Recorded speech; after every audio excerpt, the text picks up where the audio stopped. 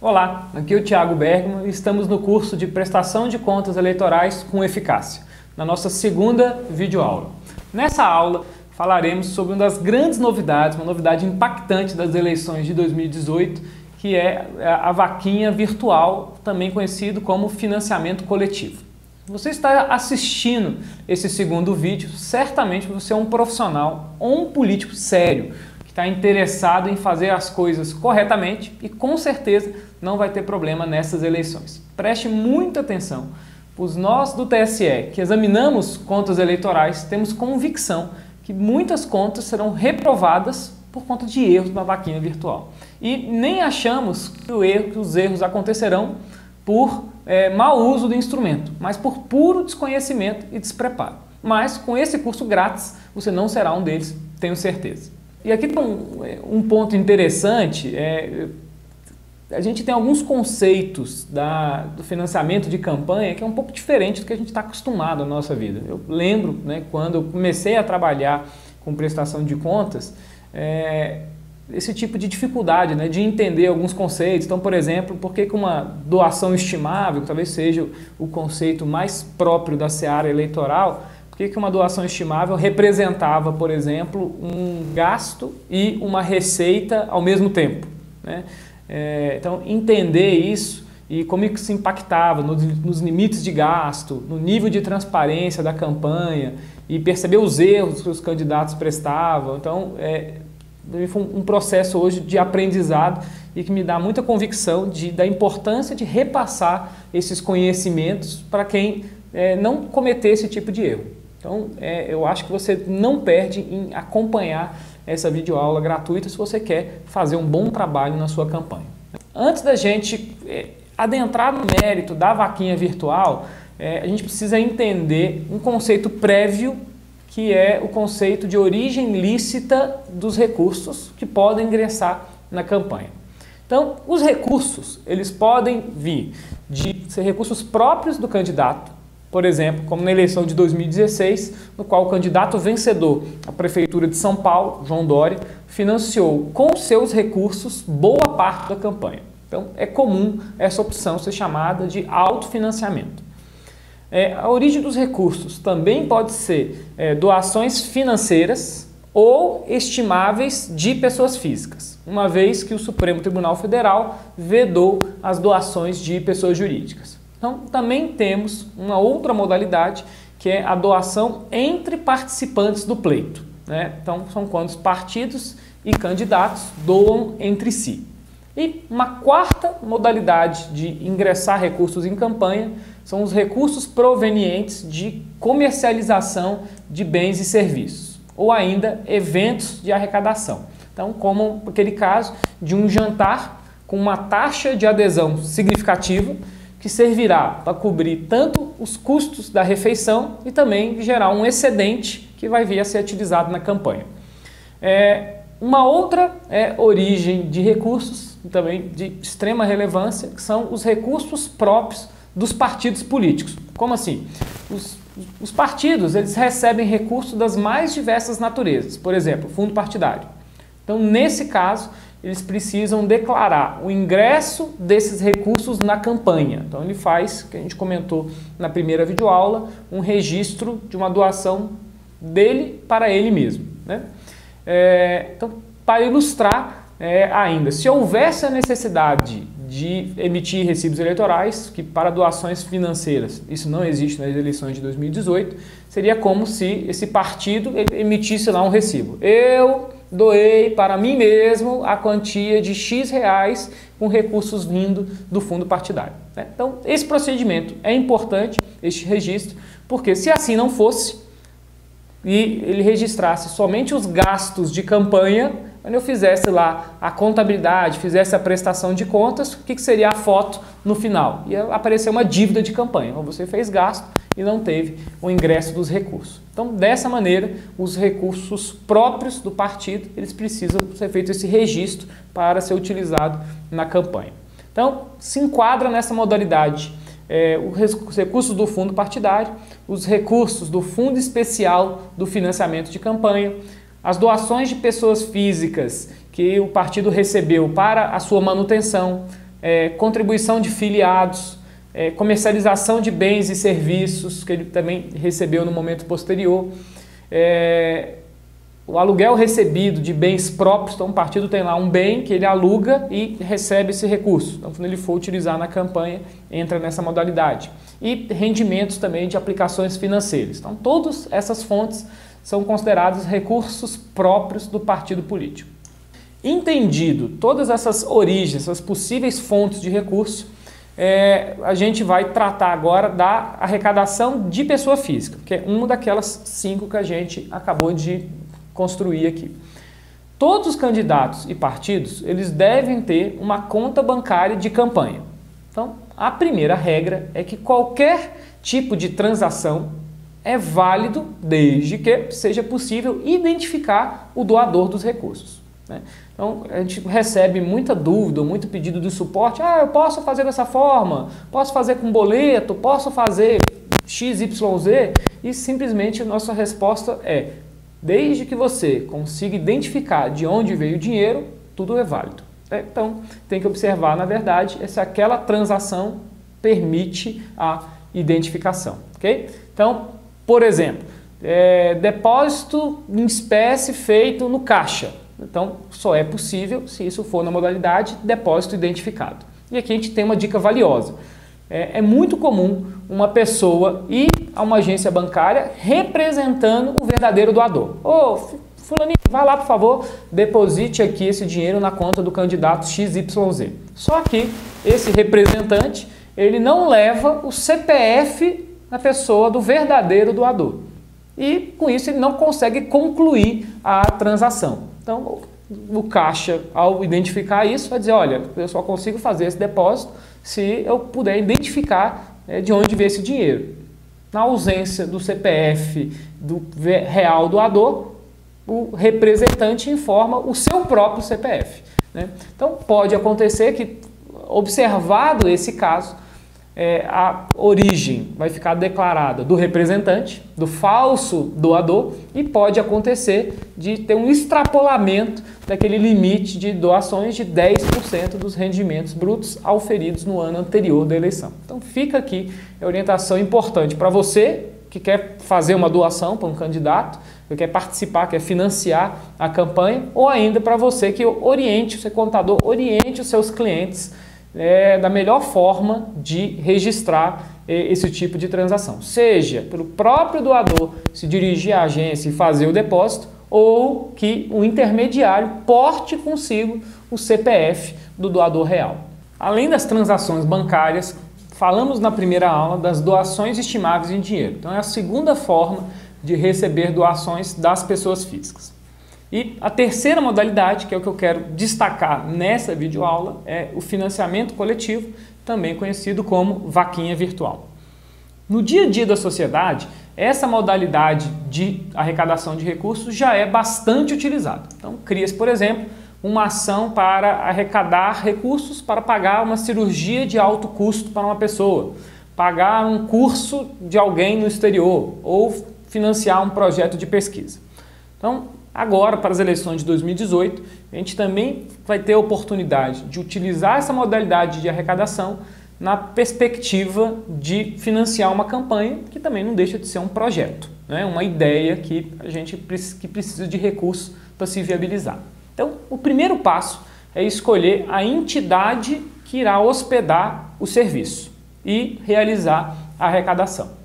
As empresas interessadas em oferecer esse serviço devem se cadastrar junto ao Tribunal Superior Eleitoral, que fez e continuará fazendo, uma vez que não tem uma data limite para isso, o cadastramento e a habilitação das empresas interessadas. Então hoje nós já temos mais de 20 empresas habilitadas a prestarem esse serviço.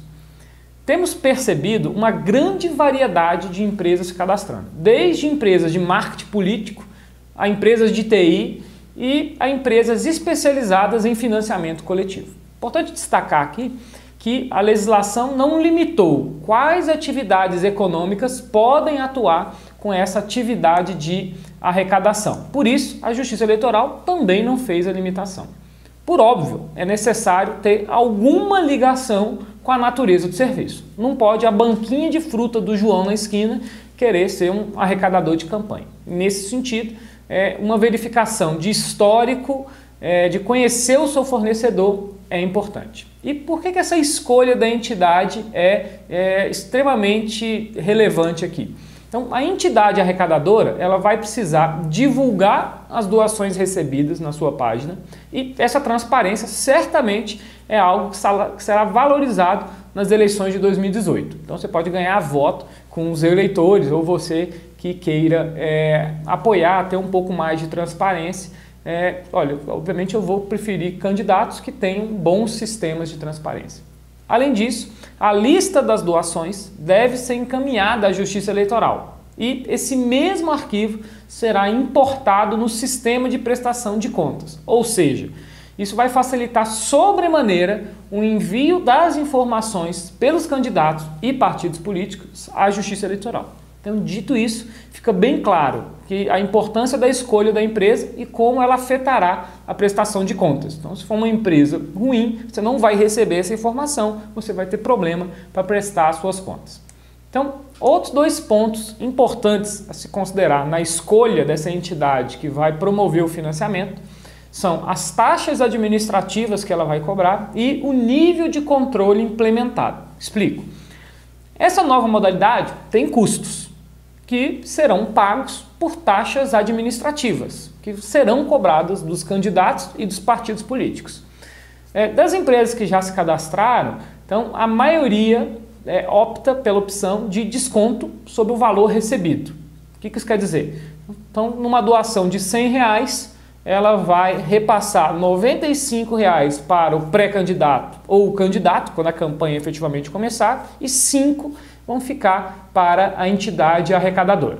Então a gente tem conhecimento, a gente tem empresas cobrando até mais de 20% de taxa de administração e outras cobrando menos do que 3%. Então esse custo, obviamente, vai ser importante nas campanhas e hoje a gente até tem concorrência entre as empresas. Um segundo ponto, quando a gente fala dos controles implementados, é a verificação de fontes vedadas. Então, o que acontece?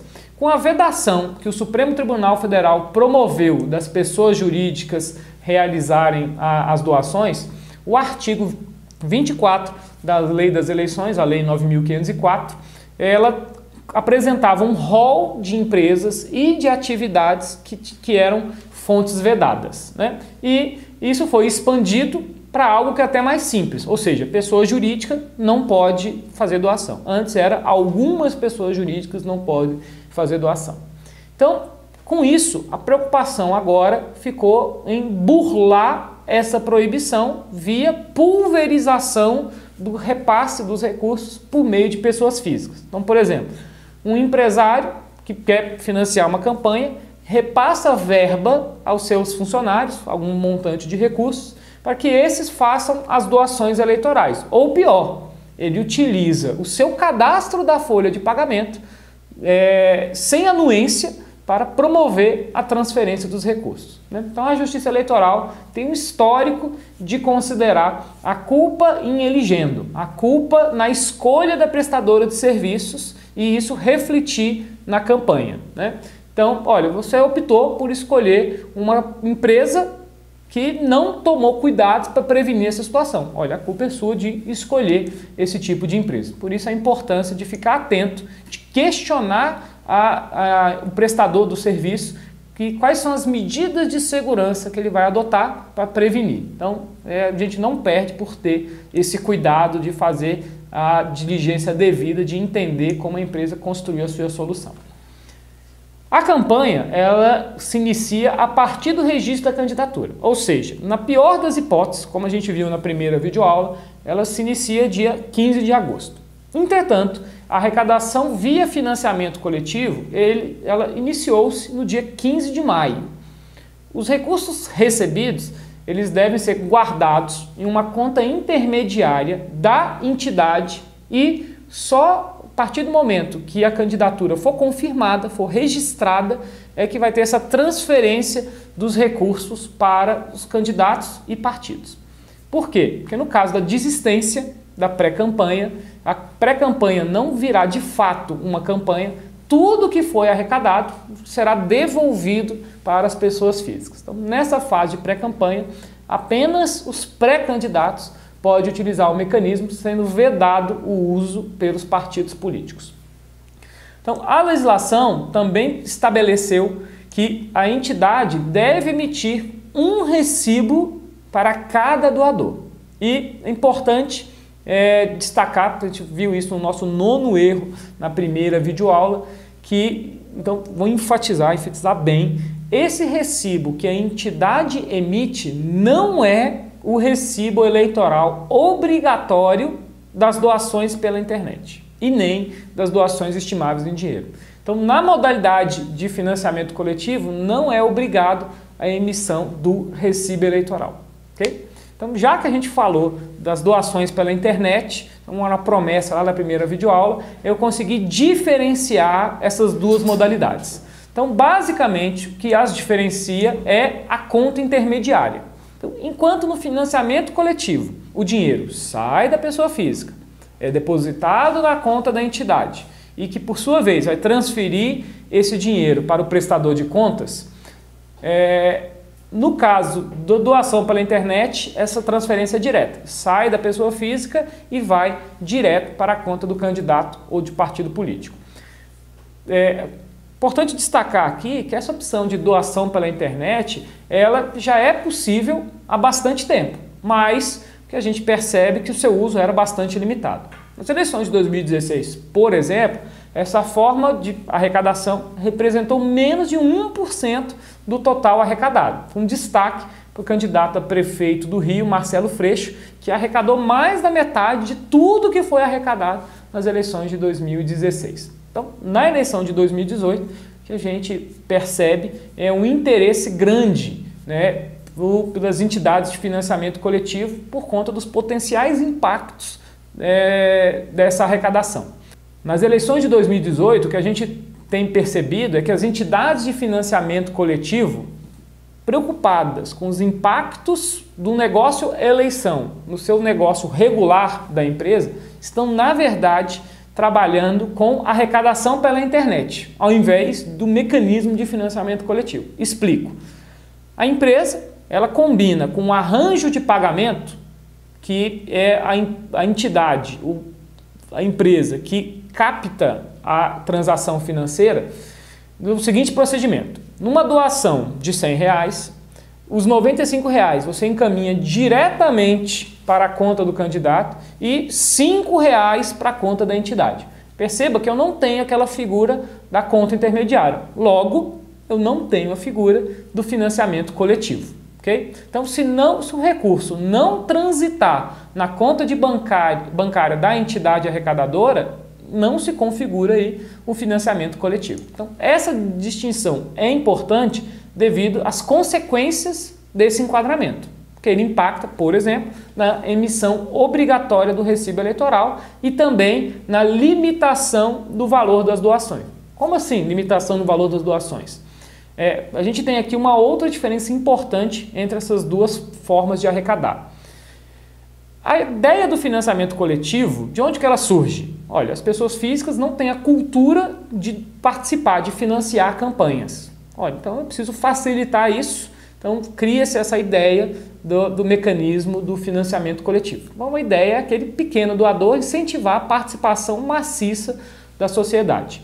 Então, com isso, foi feita uma limitação de que essa arrecadação pelo financiamento coletivo ficou limitada em R$ 1.064 por CPF por dia, por candidato. Okay?